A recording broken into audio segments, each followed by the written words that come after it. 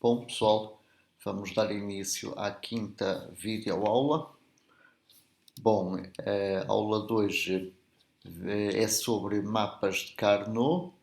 Portanto, para simplificar funções, a gente viu até aqui que a única forma de fazer isso é aplicando os teoremas da álgebra de Boole e os axiomas da álgebra de Boole.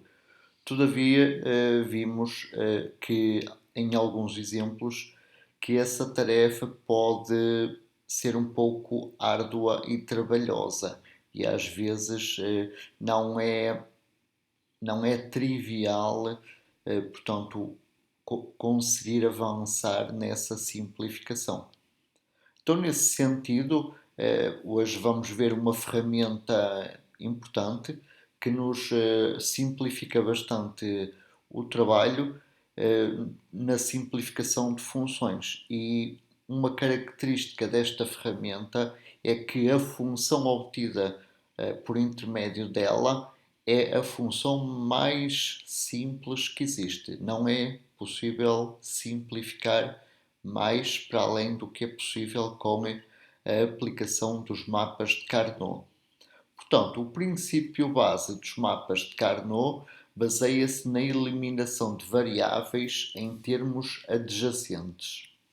Portanto, neste exemplo, A negado BC mais A negado BC, é fácil perceber que o A negado B pode ser colocado em evidência. E então ficamos com A negado B vezes C mais C negado. Aplicando aqui um dos teoremas da álgebra de Boole, sabemos que C mais C negado é igual a 1. Pronto.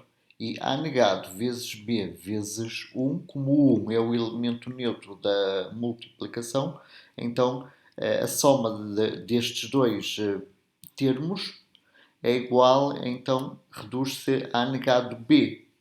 Portanto, eliminou-se o C porque o produto diferia apenas em C. Portanto, estes dois produtos, ou estes dois termos, eles são adjacentes. E termos adjacentes podem-se simplificar, agrupando-se. Portanto, temos então aqui a prova, aplicando os teoremas de álgebra de Boole. Portanto, vamos agora a ver como é que se faz um mapa de Carnot. O mapa de Carnot ou mapa K é constituído por células. O número de células é igual a tantas quantas as combinações das entradas. Portanto, para n variáveis, teremos um mapa de Carnot com 2 levantada a n células.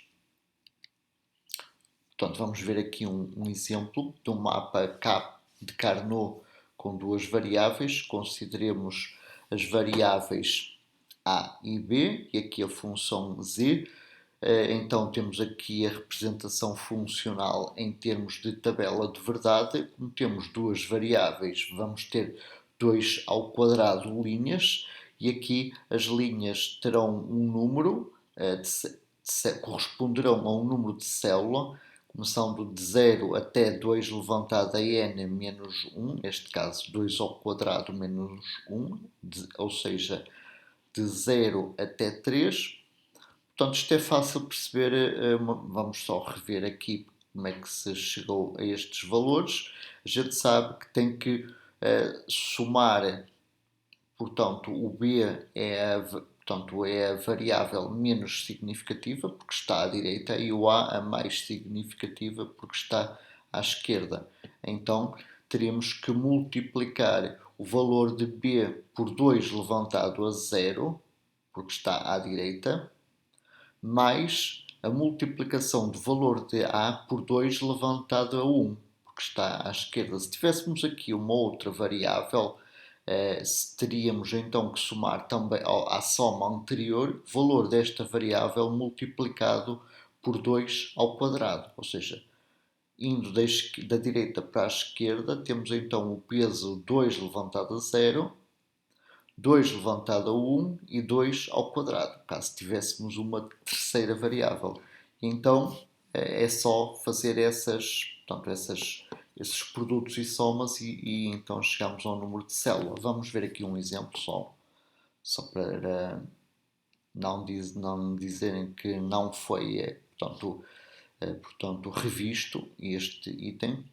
Portanto, aqui o A vale 1, o B vale 0, então temos que multiplicar 0 por 2 levantado a 0, ou seja, multiplicar 0 por 1, e somar o valor de 1 multiplicado por 2 levantado a 1, ou seja, por 2. E então a soma será 0 vezes 2 levantado a 0, mais 1 vezes 2 levantado a 1. Isso vai dar igual a 2. Muito fácil. Bom, então o nosso mapa de Carnot de duas variáveis, ele vai ter então 4 células. Portanto, podemos observar aqui à direita um mapa de Carnot para apenas duas variáveis, a estrutura pelo menos. Vamos ver agora como é que se constrói o resto do mapa. Então é assim, temos as variáveis A e B, então toda esta linha, para este exemplo aqui, dirá respeito à variável A. Toda esta linha superior dirá respeito à variável A negada. Já agora eu aqui escolhi esta zona, mas poderia ter escolhido aqui esta linha, ou esta coluna, ou aquela coluna para a variável A. É absolutamente indiferente a escolha, porque o resultado final vai ser exatamente igual.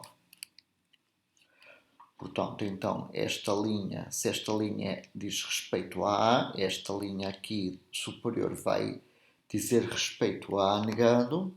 Esta coluna, eu arbitrei esta coluna como sendo B. Já agora, esta linha nunca poderia ser B, porque se esta linha aqui é A, então esta será A negada e nunca poderá ser B. Portanto, e já agora, como temos duas variáveis, de alguma forma a variável A e B tem que se intersetar de maneira a, por exemplo, esta coluna e esta linha terá que se intersetar de maneira a ter aqui só uma célula. A célula será a interseção da linha A com a coluna B. E já agora, esta coluna da esquerda dirá respeito ao B negado, tal como esta linha superior dizia respeito a A negado. Então, vamos começar aqui a ver o que é que significa, portanto, a numerar as células. Então é assim, esta célula aqui é a interseção da coluna B negado com a linha A negada. Cá está, B negado intersetado com A negado, ou seja, B negado vezes A negado. Reparemos que a multiplicação portanto, relaciona-se com a operação interseção de conjuntos. Ok?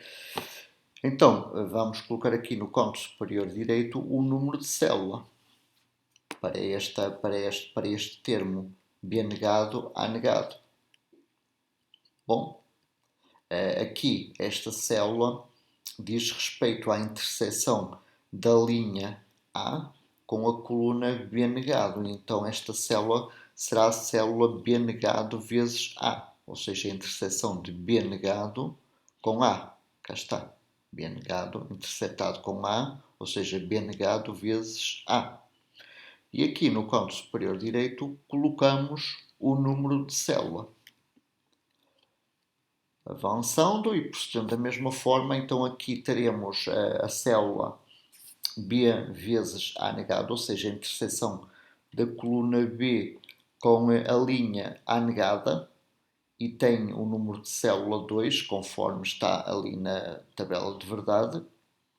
Finalmente, por exclusão de partes, temos a interseção da linha A com a coluna B, ou seja, teremos o termo B vezes A, e só resta a célula 3. Bom, vamos considerar aqui este pequeno exemplo da função z. Portanto, a função z é igual a 1 para A igual a B, ou seja, temos aqui a operação coincidência, ou a inversão da operação ou exclusivo. Tá? Então, aqui pegamos, vamos começar com min termos. Tá? Então, se vamos considerar min termos, temos que considerar as linhas onde a função vale 1. Então, aqui vamos preencher a célula 0 com o valor 1 e a célula 3 com o valor 1. Ora bom, aqui reparemos então que esta célula amarelo, a gente já sabe que é a célula A negado, B negado, e aqui a célula verde é então, portanto, A vezes B. Cá está, esta é a função simplificada. A função não vai simplificar mais. Pronto, esta é a forma final. De qualquer forma, também com duas variáveis não há assim muitas opções de simplificação. Bom, vamos agora considerar os max termos. Então, a célula 1, portanto, vamos considerar as linhas onde a função vale 0. Então, a célula 1 vamos colocar um 0 na célula 1, cá está. E, finalmente, colocar o segundo 0 na célula 3. E, então, a nossa função, agora vamos ter aqui algum cuidado, porque com max termos é um pouco confuso, temos que pensar agora ao contrário. Vamos ver aqui o caso desta célula amarelo. Bom, se fosse min termos, era fácil, era B negado vezes A, ou seja, B negado, okay, para a variável B e A na forma direta para a variável A.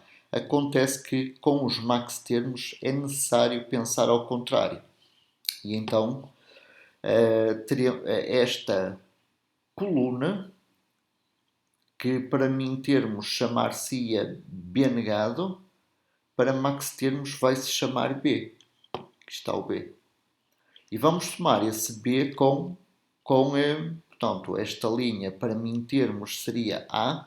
Então quer dizer que para max termos esta linha vai ser A negado. Então vamos somar a coluna B com a linha A negado. Cá está. Agora, esta célula, portanto, esta soma tem que ficar entre parênteses para o seu resultado multiplicar com o resultado da célula verde. A célula verde, portanto, é a interseção da coluna B negado, ok? Que está B, seria B para min termos, para max termos temos que pensar sempre ao contrário.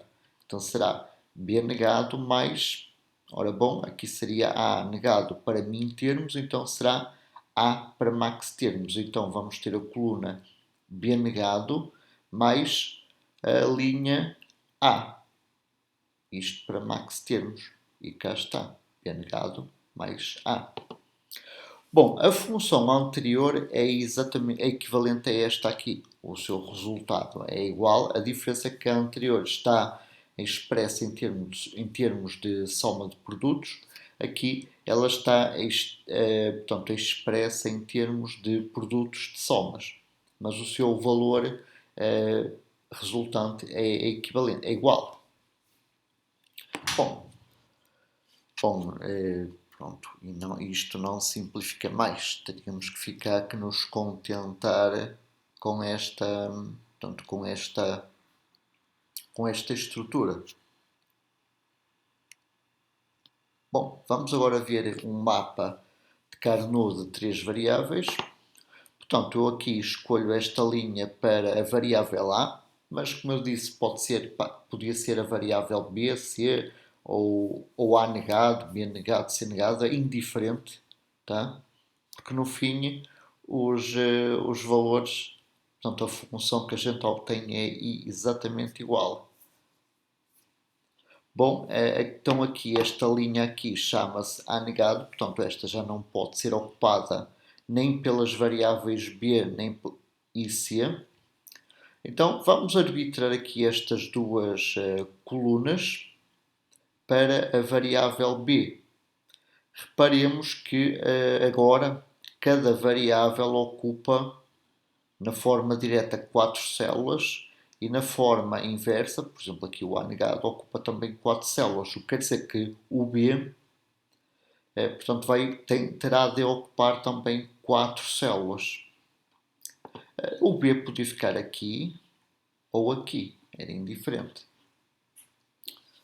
Era indiferente em termos de resultado final. Já agora, como aqui a segunda e a terceira coluna dizem respeito à variável B, então a primeira coluna será para a variável B negado e a quarta para a variável B negado também.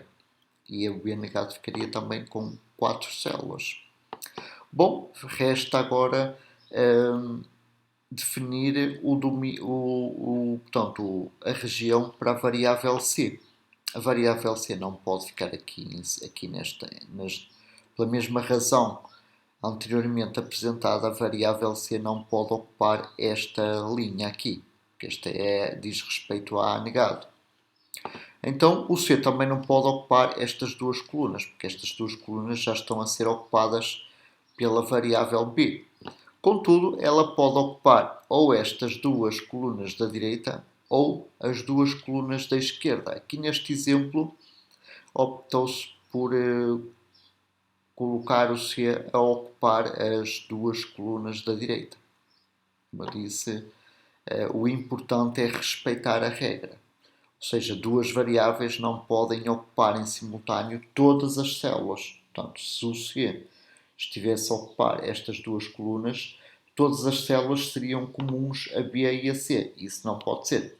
Agora, o que pode e deve acontecer é que, portanto, as variáveis possam intersetar-se entre si, obviamente sem monopolizarem as células todas.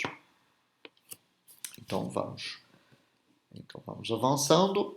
Então esta célula aqui, por exemplo, ela é a célula obtida a partir da interseção de uma das colunas C negado com uma das colunas B negado com a linha A. Fazendo aqui as contas, ok, então aqui temos 1 vezes 1, isto é, portanto, o A está na forma direta, será 1 vezes 2 levantado a 0, ou seja, 1 vezes 1, mais o B está na forma inversa, então complementada, então teremos 0 vezes 2 levantado a 1, que é 0, mais o C na forma complementada será também 0 vezes 2 ao quadrado. Então a soma será igual a 1. Então esta célula pertence ao mintermo 1. Pronto. Temos então aqui em baixo as contas. E então colocaríamos aqui neste canto superior direito o valor 1 para numerar esta célula. Bom, temos aqui um outro exemplo, que temos CBA, portanto esta célula é o resultado da interseção de uma das colunas C com uma das colunas B com a linha A. E então, tanto C, B, A, os três estão na forma direta, então os seus valores serão 1, 1, 1. E então teremos 1 a multiplicar por 2 levantado a 0, que é 1. Teremos 1 a multiplicar por 2 levantado a 1, que é 2. E teremos 1 a multiplicar por 2 ao quadrado. Então, esta será, que é igual a 7. Então, esta célula é a célula do mintermo 7. Então, aqui colocaríamos em cima a célula 7. Pronto. E agora é só proceder da mesma forma. Então, esta célula, no canto inferior direito, diria respeito ao mintermo 5. Bom, então aplicando este raciocínio às células seguintes, então temos aqui as células todas numeradas. E reparemos que a numeração é consistente com o número de mintermo. Agora, uma coisa interessante é que aqui, em relação ao centro, é melhor vermos em linha. Aqui, em relação a este eixo horizontal, Reparemos que aqui temos 0, 1, ou seja, esta célula é uma soma de 1 em relação à superior. 0 mais 1 é 1. Isso vai acontecer com as células restantes. Então aqui em cima temos a célula 2, vamos-lhe somando-lhe 1, teremos 3. Aqui, célula 6, somando 1, teremos 7. E aqui, célula 4, somando 1, teremos 5. Pronto, isso explica-se porque a variável A é que tem portanto, é a variável menos significativa, é que tem o peso 2 levantado a 0. E então aqui o A negado, portanto, irá contribuir com 0 vezes 1. E, portanto, teríamos estes valores, 0, 2, 6, 4.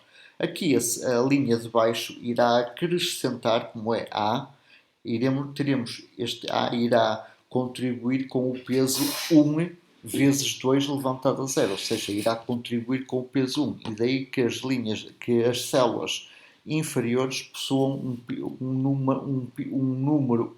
um incremento de 1 relativamente à célula imediatamente acima. Pronto. Esta é a beleza dos números binários. Bom, já agora, aqui teríamos 2 e aqui 6, ou seja, o 6 é 2 mais 4.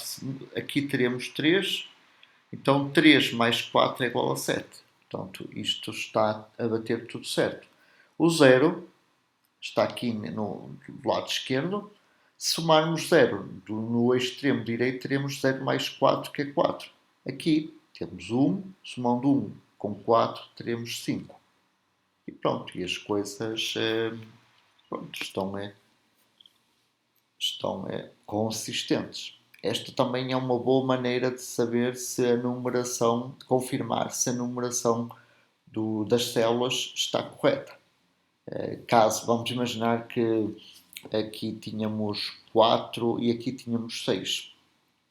Bom, aqui teríamos, portanto, 2, 4, não é? Então 4 seria 2 mais 2, ou seja, teríamos um incremento de 2.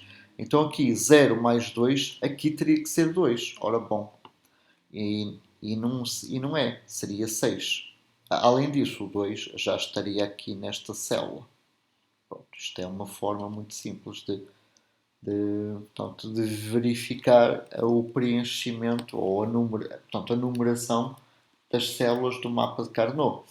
E, portanto, temos aqui então um exemplo de numeração de um mapa de Carnot de 3 variáveis. Bom, se quisermos um mapa de Carnot de 4 variáveis, teremos que empilhar 2 mapas de Carnot de 3 variáveis. Tal como o mapa de Carnot de 3 variáveis era, portanto, eram 2 mapas de Carnot de 2 variáveis lado a lado. Agora temos um mapa de Carnot de 3 variáveis em cima de um outro mapa de Carnot de 3 variáveis, tornando-se um mapa de Carnot de 4 variáveis. Agora, aqui, o primeiro passo será então escolher, portanto, os braços ou as regiões que dizem respeito às variáveis. Portanto, aqui começando pelo A, optou-se arbitrariamente por estas duas linhas. Portanto, nada impediria de eu escolher estas aqui, ou estas, ou esta e aquela. Depois, aqui optou-se por escolher as linhas, portanto, colocar aqui B, portanto, associar a variável B a linhas. Poderia associar a variável B aqui a colunas, tal como poderia associar a variável A a colunas. É indiferente, o resultado final seria, desde que a numeração estivesse correta e o preenchimento dos min-termos, portanto com uns, como vamos ver adiante, estivesse correto, no fim o resultado seria equivalente.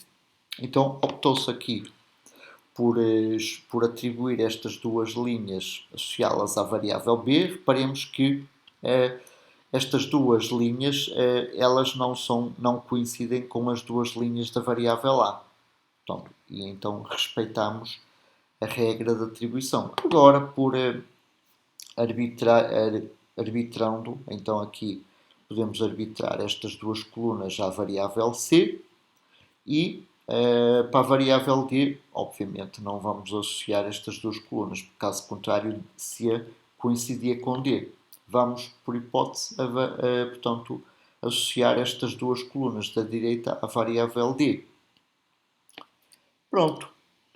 Agora é só numerar as células. Portanto, aqui esta célula em particular é o resultado da interseção de uma das colunas D negado com uma das colunas cian, com uma das linhas B negado e com uma das linhas A. E então, fazendo aqui as contas, ok? 0 para as variáveis complementadas e 1 para as variáveis na forma direta, e os pesos exponencialmente crescentes, 2 elevado a 0, 2 elevado a 1, 2 ao quadrado, 2 ao cubo, então a soma dá 5. E esta célula é a célula do meio termo 5 e terá a numeração 5 aqui no canto superior direito. Procedendo da mesma forma, esta célula seria a interseção de uma das colunas D com uma das colunas C negado, com uma das linhas B, com uma das linhas A negado. Fazendo as contas, teremos então que esta célula é do meio termo 10 e será a célula número 10. Pronto, esta aqui seria a célula 15, como é óbvio. Ela interseta todas as variáveis, portanto, a linha A, portanto, interseta a coluna D, uma coluna C, uma coluna B e uma linha. Vamos recomeçar, que aqui perdi-me. Portanto, esta célula é o resultado da interseção com uma coluna D, com uma coluna C, com uma linha B e com uma linha A. Então, teremos os valores, os pesos 1, 1, 1, 1, não é? E então os valores serão 2 levantado a 0, 2 levantado a 1, 2 ao quadrado, 2 ao cubo, e então temos aqui a nossa soma, e a soma será igual a 15. Portanto, aqui esta célula é do meio termo 15. Bom, temos então aqui o nosso mapa de 4 variáveis numerado. Portanto, vamos ver aqui algumas simetrias. Portanto, vamos traçar esta linha aqui horizontal. Então, aqui 1, 3. Teremos uma diferença de 2, um incremento de 2. Portanto, 5 mais 2, 7. 13 mais 2, 15. 9 mais 2, 11. 0 mais 2, 2. 4 mais 2, 6. 12 mais 2, 14. E 8 mais 2, 10. Portanto, esta linha funciona como um espelho. Podemos ter aqui um outro espelho vertical. Então, teremos 4, 12. Então, será uma diferença de 8. 0 mais 8, 8. 8 mais 5, 13. 8 mais 1, 9. 8 mais 7, 15. 8 mais 3, 11. 8 mais 6, 14. 8 mais 2, 10. Bom, poderíamos fazer a mesma coisa em relação a esta linha. Então, teremos um 0, 4, ou seja, um incremento de 4. Portanto, 1 mais 4, 5. 4 mais 3 mais 4, 7. 2 mais 4, 6. Finalmente, que esta linha, então 8, 12, ou seja, 4, 8 mais 4, 12, 9 mais 4, 13, 11 mais 4, 15, 10 mais 4, 14.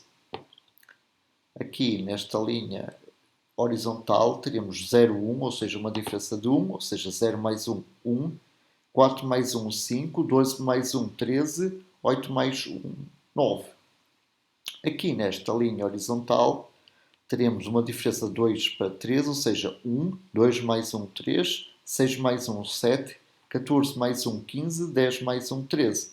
E, portanto, a coisa bate certa. Pronto. E esta é uma forma muito, portanto, expedita de verificar portanto, a numeração do mapa. A numeração do mapa vai facilitar bastante depois o seu preenchimento.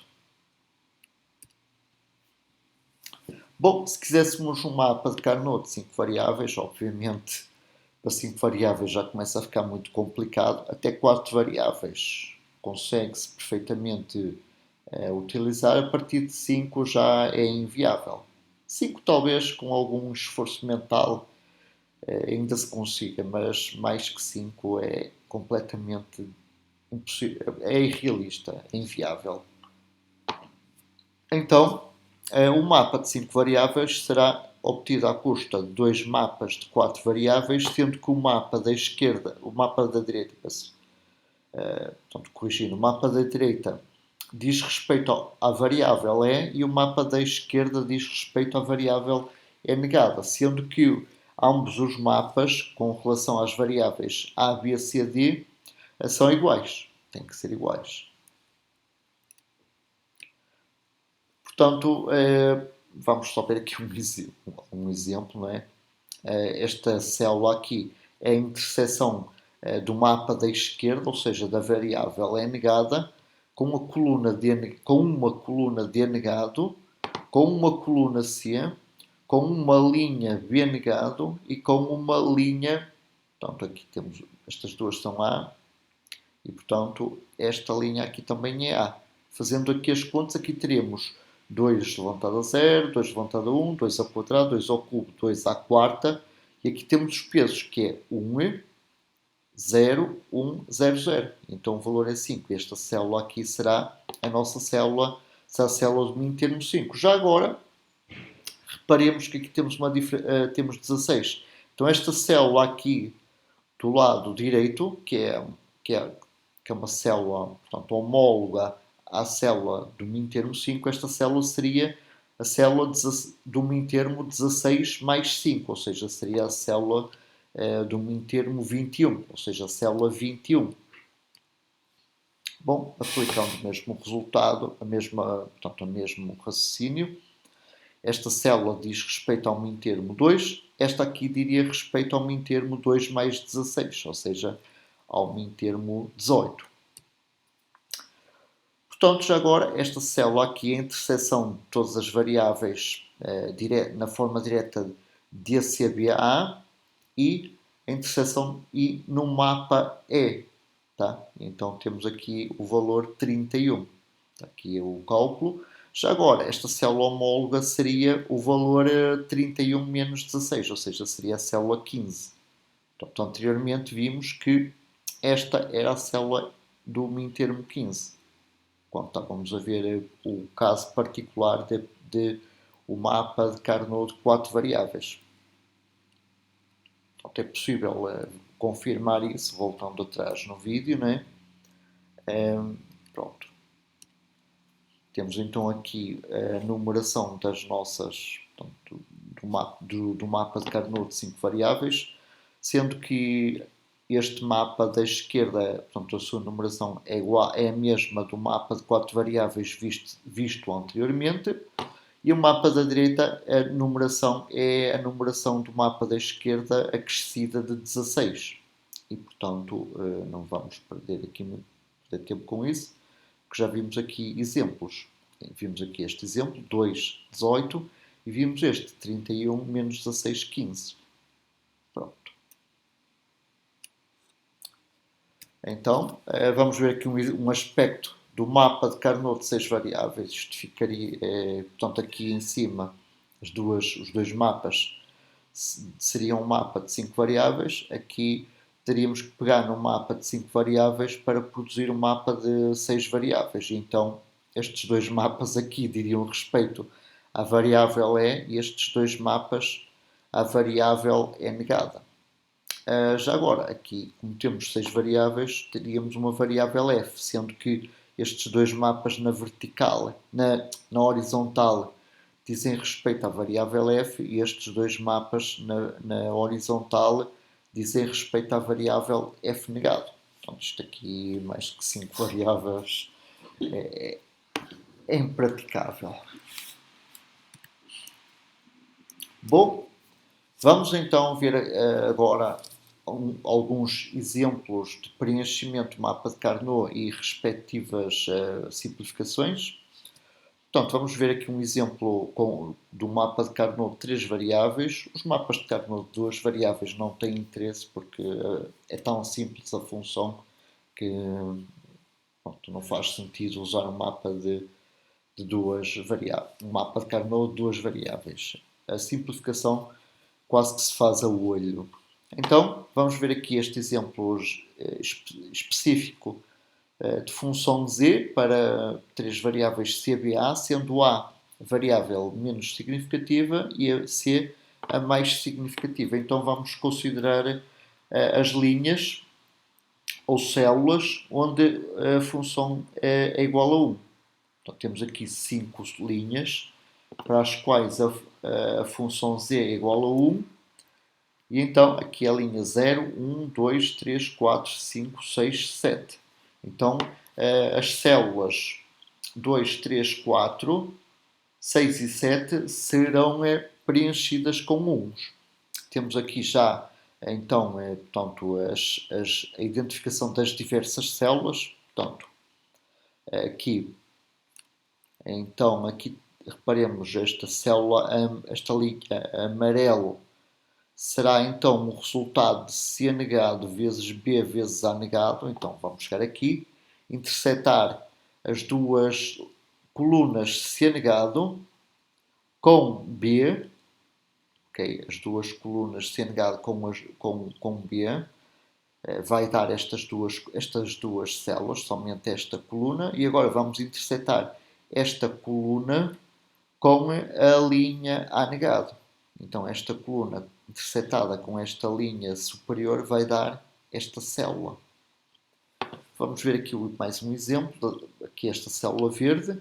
Este 1 é obtido a partir de um termo C vezes B negado vezes A negado. Então vamos ter que intersetar as duas colunas C com as duas colunas B negado, ou seja, vamos intersetar estas colunas com esta e esta aqui, e resta só esta aqui, porque esta B negado interseta com estas duas C negado. Okay? Então restam estas duas. Agora vamos intersetar esta coluna restante com a linha A negado, ou seja, esta coluna intersetada com esta linha A negado vai dar esta célula verde. Pronto. Procedemos da mesma forma para as três restantes células. Então preenchemos o nosso mapa com uns nas posições respectivas. Bom, agora uma coisa importante. No segundo passo, depois do preenchimento com uns, todos os termos com um devem ser englobados pelo menos uma vez. Não podem ficar sozinhos. Portanto, não podem deixar de ser englobados, mesmo que sozinhos.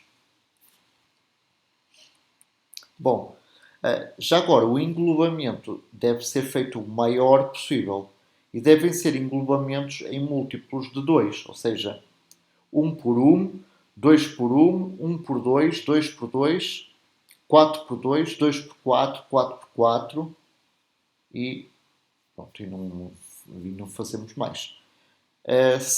Portanto, só se podem ter portanto, dimensões horizontais e verticais múltiplos de 2, incluindo 1, que é 2 levantado a 0. Não se podem ter outros valores para a dimensão horizontal e vertical dos englobamentos. Ok? Portanto, aqui neste caso, o maior possível que se conseguiu foi um englobamento 2 por 2. Pronto, restou aqui este. Ora bem, esta célula aqui a gente estaria tentado a englobá-la sozinho, mas como foi dito, os englobamentos devem ser o maior possível e de preferência intersetando outros conjuntos. Essa é a vantagem do mapa. Então, o próximo englobamento será este. Será um englobamento deste 1 com este 1. Pronto. E então temos aqui este englobamento azul e este englobamento amarelo. Estes englobamentos designam-se de implicantes principais. Temos, portanto, dois implicantes principais. Sendo que o terceiro passo, uma vez definidos os implicantes principais, a nossa função lógica será este implicante verde mais o implicante amarelo. Bom, o implicante B, reparemos que é igual a B. Porquê que é igual a B e não tem A nem C? Porque, reparemos que ele possui parte da linha A e parte da linha A negado. Então, essa variável A é chutada para fora, não é considerada. Além disso, este englobamento azul também contém uma coluna C e uma coluna C negado. Ou seja, como temos a variável C na forma direta e complementada no englobamento, ela também não vai ser considerada. Somente a variável B, reparemos que somente a variável B é que está na forma direta. Bom, ela podia estar na forma complementada, mas neste caso particular, não é? Ela está na forma B. E não existe B negado. Como não existe B negado, então este englobamento vai se chamar de B. Bom, o englobamento seguinte, o implicante amarelo, será A negado vezes C. Vamos ver porque é que é A negado. Bom, em primeiro lugar, porque ele está integralmente contido na linha A negada. Portanto, o A negado entra. Além disso, também está integralmente contido nas colunas C. Então, o C também é incluído. Agora, se virmos aqui relativamente a B, este implicante contém parte de uma coluna B e parte de uma coluna B negado. E por essa razão, a variável B não é considerada. E então, esta função aqui à esquerda na tabela de verdade portanto, é definida por Z igual a B mais A negado C. E não simplifica mais. Pronto, esta é uma particularidade e a maior vantagem do mapa de Carnot é termos a função mínima, isto é, a função mais simplificada possível.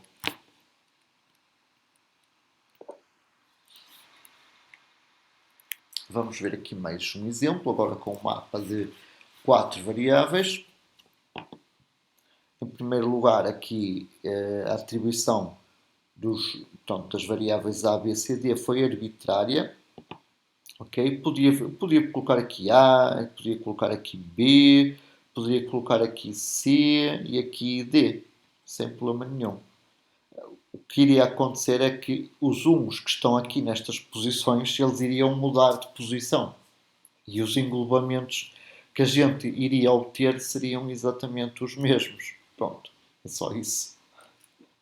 Então, neste caso particular, então vamos ver englobar ao máximo os uns. Aqui temos dois uns adjacentes, então temos aqui um primeiro englobamento. Aqui temos um este coitadinho, está sozinho, não vai englobar com nada, mas tem que ser considerado como um englobamento de 1 por 1. Isto é, 2 levantado a 0 por 2 levantado a 0. Este será um englobamento de 2 levantado a 0 por 2 levantado a 1, ou seja, de 1 por 2. Então, este implicante será, então, ele contém integralmente as duas colunas D, negado, contém integralmente a linha B e contém integralmente uma linha A. E é interceptado por uma coluna C e por uma coluna C negada. Então a variável C não entra neste implicante. Bom, infelizmente, este implicante, como só tem um 1, ele vai ter que conter todas as variáveis D, C, B, A. Repare-se aqui uma coisa interessante. Quando os mintermos, os uns, estão isolados, sozinhos, o mintermo vai conter, desculpa, não é um mintermo, o implicante vai conter todas as variáveis. Agora, se a gente duplicar o tamanho deste implicante, neste caso, este passando do azul para o amarelo, reparemos que ele vai possuir só 3 variáveis. Se por acaso tivéssemos aqui um implicante 2 por 2 ou 1 por 4, iríamos ter somente 2 variáveis. E se tivéssemos um implicante, por exemplo, 2 por 4 ou 4 por 2, ou aqui, iríamos ter somente uma variável. Já agora, se tivéssemos um implicante 4 por 4, iríamos ter 0 variáveis, porque como o mapa é todo igual a 1, a função é igual a 1. Bom pessoal, então aqui neste exemplo 1, a função não simplifica mais para além da soma destes dois implicantes principais, sendo portanto d negado BA mais dC negado BA negado, e fica por aqui a simplificação. Vamos ver aqui mais um exemplo. Vamos imaginar aqui então este preenchimento do mapa de Carnot. Neste caso é uma função de 4 variáveis.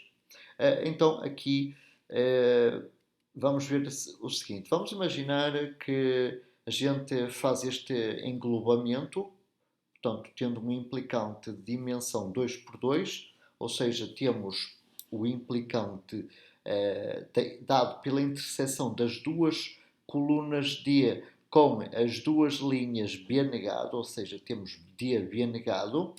Agora vamos obter aqui mais um englobamento, dois implicantes de dimensão 2 por 2, obtidos à custa da interseção das colunas D com as linhas B, e portanto temos o termo, ou seja, o implicante dB.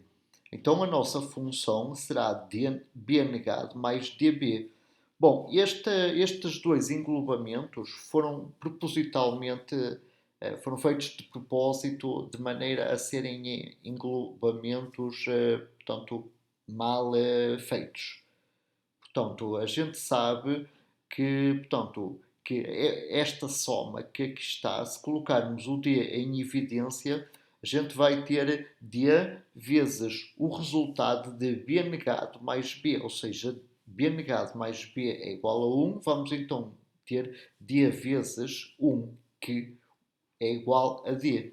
Portanto, estes dois implicantes principais, na realidade, não são implicantes principais para esta função, porque vemos que ainda é possível avançar aqui na simplificação. E isto pode parecer um pouco contrassenso em relação ao mapa de Carnot, mas a verdade é que os englobamentos foram mal escolhidos, portanto foram mal executados. Deveríamos ter feito este englobamento de dimensão 2 por 4.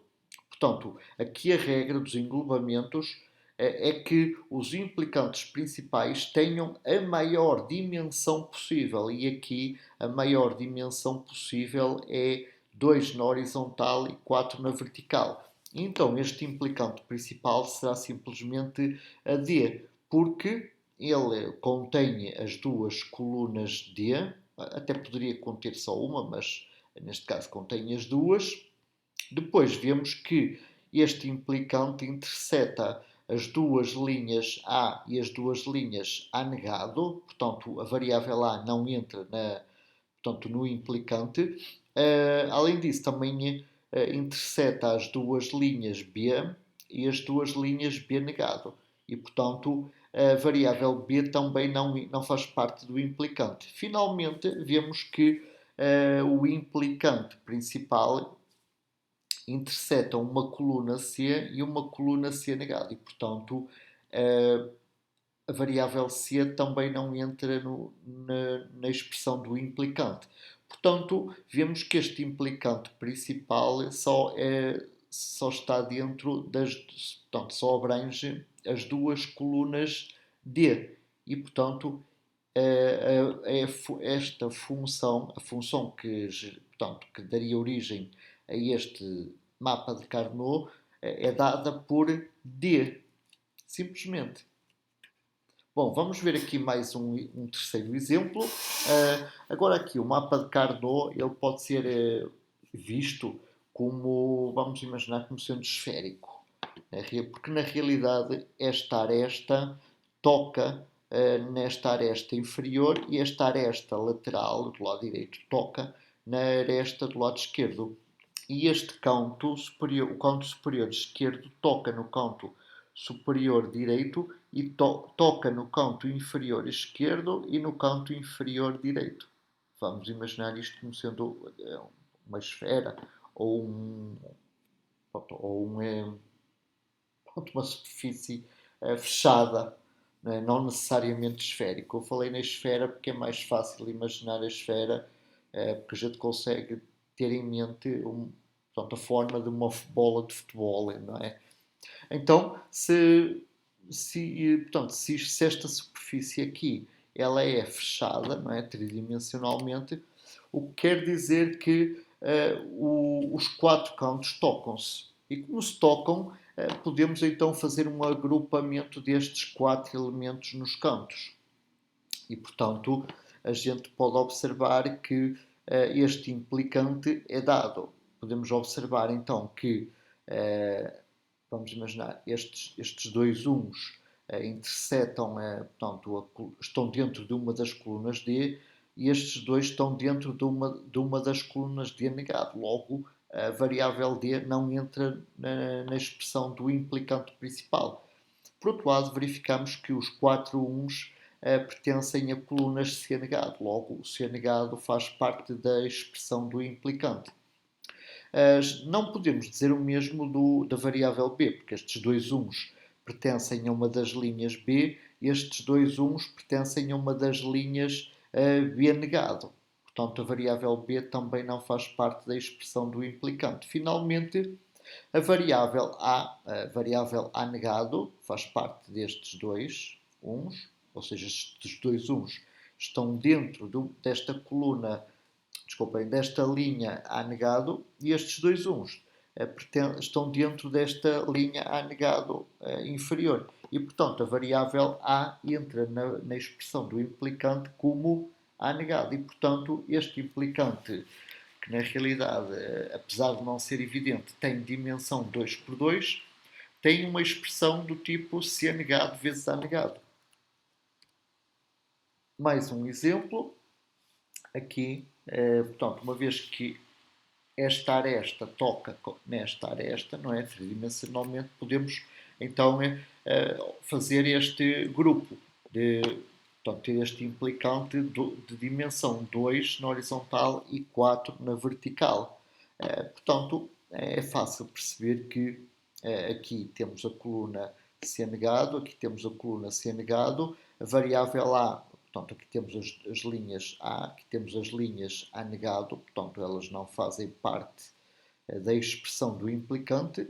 Aqui temos as linhas B, aqui temos as linhas B negado, portanto, elas não fazem parte do implicante, portanto, a variável B.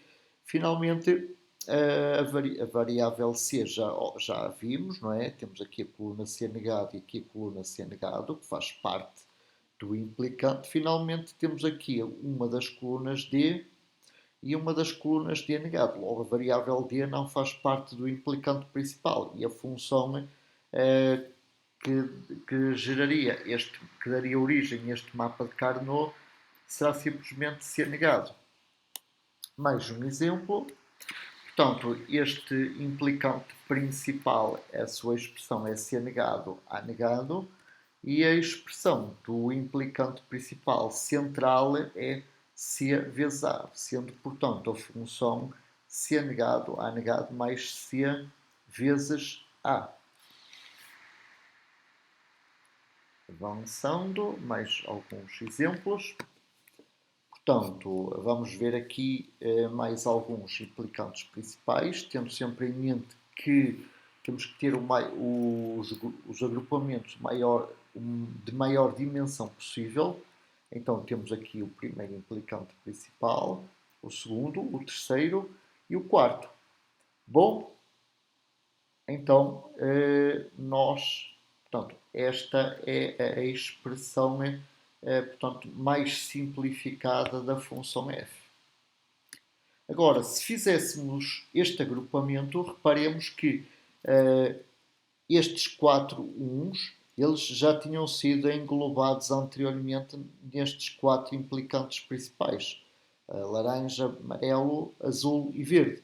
Portanto, não há necessidade de ter um quinto implicante constituído unicamente por células que já fazem parte de implicantes. Claro que, por exemplo, se isto aqui fosse um zero e não um 1, evidentemente aqui, ao invés de termos este 1 isolado, não é? Obviamente faria sentido fazer este agrupamento, mas neste contexto em que já temos este implicante, não faz sentido. Então, este quinto grupo está a mais. Portanto, só vai. Não altera a função, evidentemente, não é? Porque aquilo é um. Pronto, aquele quinto implicante ele não é principal, é redundante. Portanto, o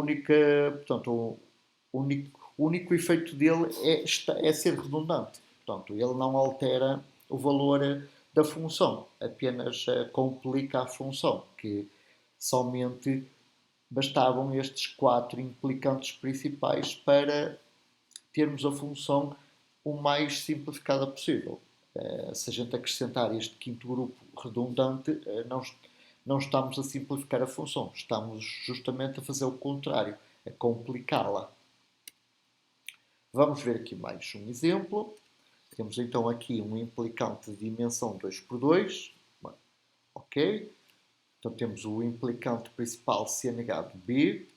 Temos agora, ainda não vimos este exemplo, não é? Aqui, reparemos, podemos também ter implicantes principais de dimensão 1 por 4, ou 4 por 1. Portanto, podem ser fininhos, não é? Por assim dizer. E agora repare-se uma coisa engraçada. O primeiro implicante, que era de dimensão 2 por 2, que tinha 4 uns, ele tem duas variáveis. Este, apesar de ser metade do anterior na vertical, ele é o dobro do anterior na horizontal. Portanto, tem o mesmo número de uns. E, portanto, o número de variáveis, portanto, na expressão do implicante, também é o mesmo, ou seja, duas variáveis.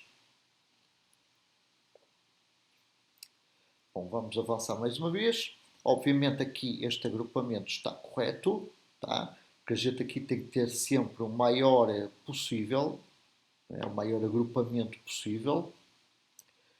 Finalmente, tínhamos aqui estes dois uns isolados, portanto faz sentido nós ligarmos estes dois, criando então um quarto implicante. Como este quarto implicante tem metade dos elementos dos três implicantes anteriores, ele vai ter mais uma variável na sua expressão lógica. Bom, agora se eu fizesse este sexto agrupamento, não é? Este sexto implicante, não é? Sempre naquela base, vou ligar este 1 aqui a este grupo. Bom, isto obviamente não iria simplificar a função, iria complicar, porque anteriormente tanto este 1 como este 1 já faziam parte de um implicante existente. E este novo implicante não possuiria uns que ainda não tivessem sido englobados. E, portanto, este grupo está a mais. Mais um exemplo. Bom, temos então aqui o primeiro implicante principal, dimensão horizontal, portanto, vertical 1 e dimensão horizontal 4. Portanto, a sua expressão matemática é B negado, A negado. Okay? Temos aqui este implicante de, portanto, dimensão 1 por 2. E, portanto, como ele tem metade dos elementos do anterior, tem mais uma variável. Bom, finalmente, logicamente, vamos agrupar estes dois e não fazer o agrupamento deste com aquele e depois deste com este. Tá?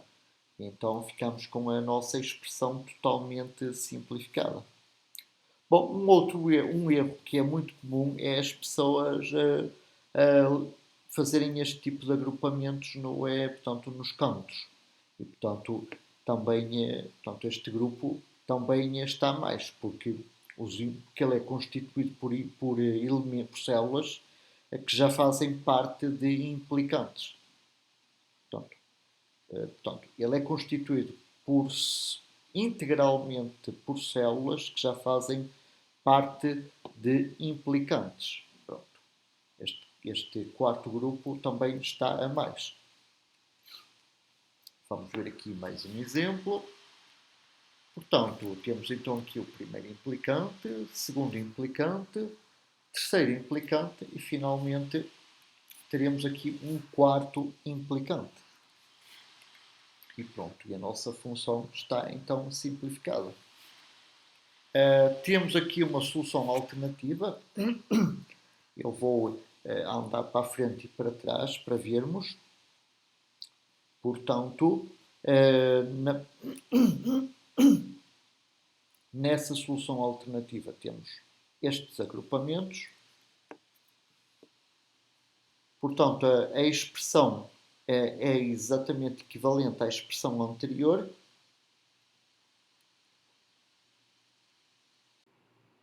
Bom, vamos ver aqui mapas de Carnot com don't care. Portanto, um don't care significa que qualquer que seja o valor da célula, isso não vai afetar a solução.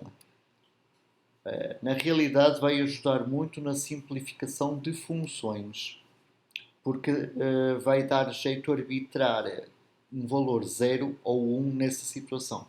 Aqui neste exemplo podemos observar então um mapa de Carnot preenchido com uns e don't cares.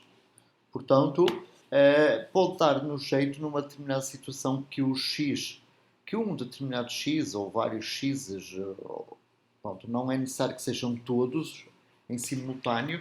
Portanto, cada caso de cada um dos x é um caso e, portanto, pode-nos dar jeito que um deles seja 1 ou seja 0, dependendo da forma como isto vai simplificar muito a função. Isto é, dependendo da forma como vai permitir obter implicantes principais o maior possível e em menor número possível também.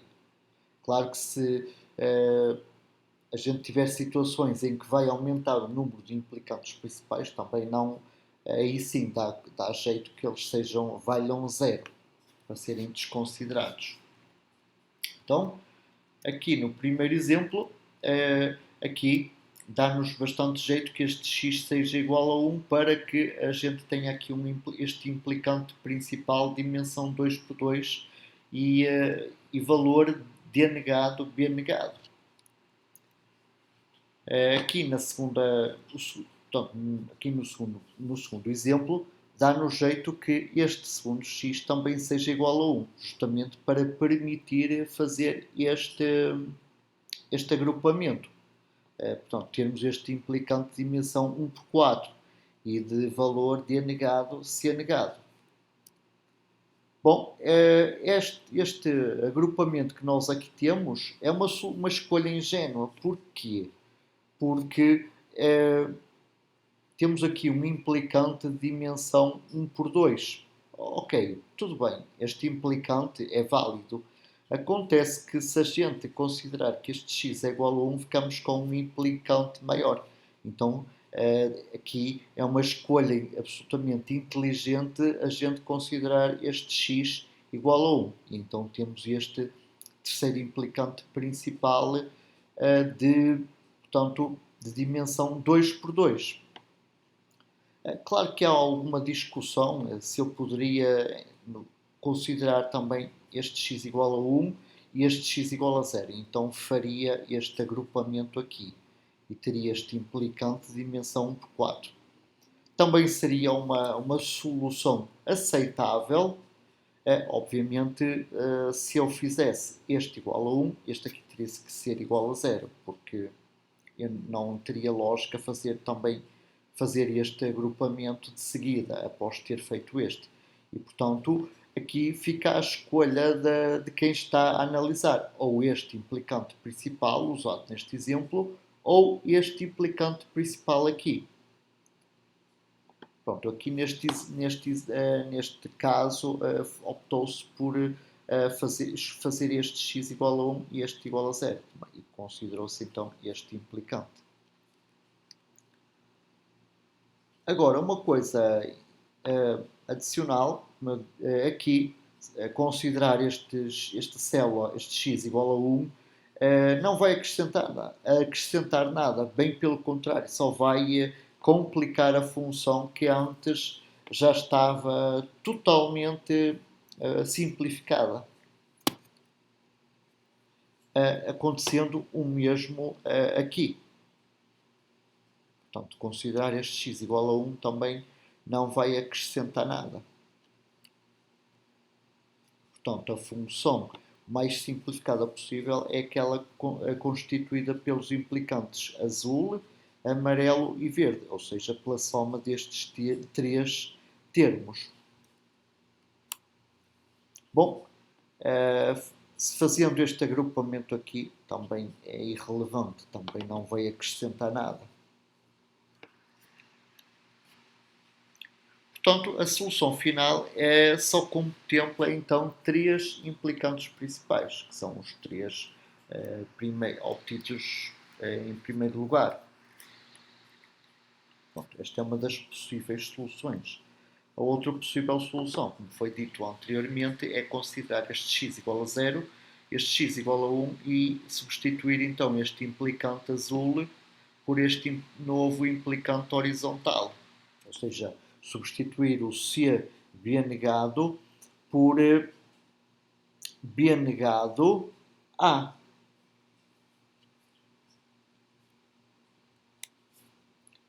Bom, então vamos ver o seguinte.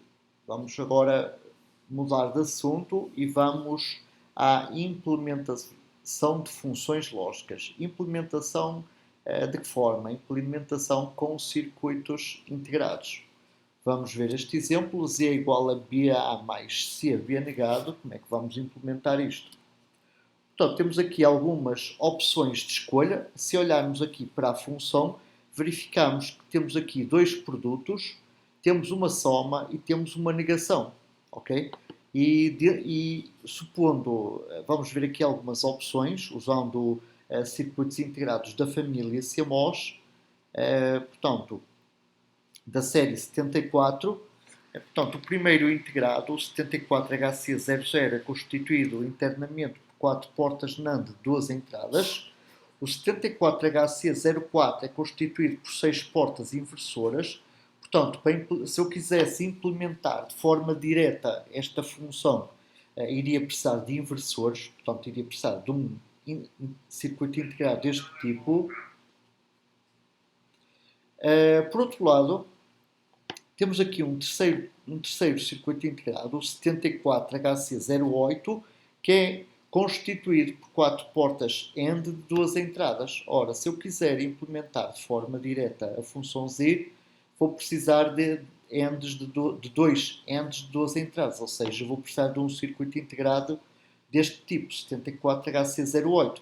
Finalmente, temos aqui o quarto circuito integrado, 74HC32, que é constituído internamente por 4 portas AND OR de 2 entradas. Como eu vou precisar também de um OR, eu vou precisar de um circuito integrado deste tipo.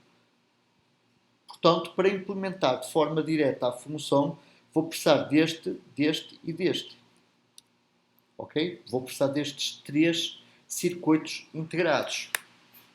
Portanto, o 74HC04 internamente é constituído por estes 6 inversores. É um circuito integrado com 14 pinos, sendo portanto, a contagem de pinos faz-se da esquerda para a direita e em sentido anti-horário. Portanto, este é o pino 1, 2, 3, 7, depois este é o pino 8, 9, 10, até ao pino 14. O pino 14 é a alimentação positiva, 5 V, e o pino 7 é a alimentação 0 V. Portanto, se aqui tiver o sinal X ligado no pino 1, o sinal X negado sai do pino 2. Okay? Se eu tiver o sinal Y no pino 13, o sinal Y negado sai do pino 12.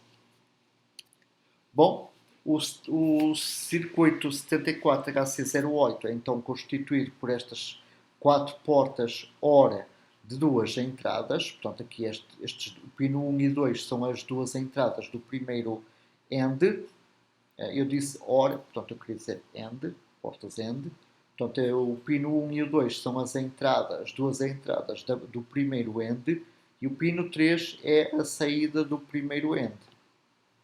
E, portanto, é esta a estrutura. Verificamos, então, que a alimentação positiva, os 5 V e os 0 V, mantêm-se nos pinos 14 e 0, também neste circuito integrado. Finalmente, o 74HC32 internamente possui 4 ORs de 2 entradas e, portanto, as 2 entradas deste primeiro OR estarão ligadas no pino 1 e no 2. A saída do primeiro OR liga no pino 3. Pronto, e por aí em diante. Vamos então implementar a nossa função BA mais CB negado de forma direta. Então vamos precisar de um barramento com os sinais A, B, C, ok? Então vamos começar então por implementar o B negado, vamos precisar dele aqui neste segundo AND. Então pegamos aqui no B, ligamos aqui na entrada deste circuito integrado e aqui na saída temos o B negado. Agora vamos implementar este produto BA. Então ligamos o B aqui no pino 2 deste circuito integrado, ligamos o sinal A no pino 1 deste circuito integrado, então temos aqui AB. Aqui na saída vamos ter o produto AB, ou A vezes B, porque o produto ele obedece à propriedade comutativa. Portanto, eu poderia ligar este sinal no pino 2 e este no pino 1. Só não o fiz por uma questão de estética, de desenho. Bom, continuando. Vamos agora implementar este produto CB negado. Vamos precisar do B negado e do C. O C puxamos daqui da esquerda e ligamos aqui no pino 13. Portanto, liga aqui à porta lógica número ou AND, este AND. E o B negado, portanto, o B vem aqui, este inversor, negado, portanto, o pino 2, que é a saída, B negada, entra aqui no pino 12, que é uma das 2 entradas deste AND. Então aqui temos B negado e aqui temos C. Então aqui na saída vamos ter B negado vezes C, ou seja, C vezes B negado aqui. Pronto. Então aqui temos C vezes B negado e aqui temos B vezes A. Agora só precisamos somar os dois aqui neste terceiro circuito integrado. Então o termo BA liga no pino 2 deste circuito integrado, nesta entrada deste primeiro OR, e o resultado CB negado, portanto, liga no pino 1 que liga a esta entrada deste primeiro OR. Então aqui nesta linha temos CB negado e aqui temos B vezes A. Então aqui temos CB negado mais BA. Como a soma obedece à propriedade comutativa, temos então aqui BA mais CB negado. Portanto, neste pino temos a implementação da nossa função Z. Finalmente, agora vamos ter que alimentar os circuitos integrados, senão eles não vão funcionar, é evidente. Então, os pinos VDD ligamos a 5 V, ok? E agora temos que ligar os pinos GND a 0 V. Pronto, isto está feito. E desta forma, portanto, temos a implementação elétrica, neste caso eletrónica, da função Z, usando três circuitos integrados. Um com inversores lógicos, outro com ANDs de 2 entradas e outro com ORs de 2 entradas. Claro que este circuito, portanto, para fazer o circuito impresso, precisamos ter 3 sockets para 3 circuitos integrados diferentes. Então, por uma questão de custo, seria interessante usar apenas um tipo de circuito integrado para minimizar, como já foi dito, os stocks, o stock em armazém, para não termos todos os tipos de circuitos integrados, porque uns são mais usados que outros, e ter ao máximo possível o menor número de diferente de tipos de circuitos integrados, justamente para termos muito estoque desse tipo, de apenas de um tipo, de um ou dois ou poucos tipos de circuitos integrados. E também tentar minimizar a área de circuito impresso. Também, o circuito impresso, quanto maior a área, maior é o custo de produção e de material. Então, vamos pegar aqui na função z, BA mais CB negado, implementar aqui o diagrama lógico dela. Ok? Aqui o BA é o nosso x e o CB negado é o nosso y. Então somamos e temos aqui z. Aqui temos o C negado. Então temos A, B, aqui temos AB, aqui temos C negado. Ok? Invertemos o C e temos aqui C negado. Aqui temos B, então temos B, C negado. E somamos então BA com CB negado e temos então nossa função z.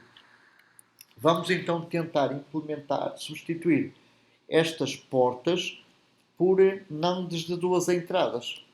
Ok?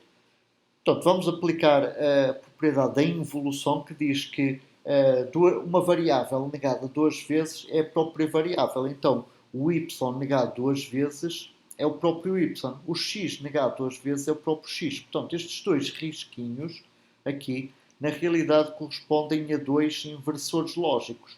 Só estão aqui risquinhos por uma questão do desenho não ficar muito complexo e ser mais fácil também fazer aqui os agrupamentos de simplificação.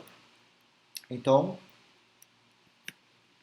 temos os seguintes agrupamentos. Portanto, aqui um AND e um inversor é equivalente a um NAND.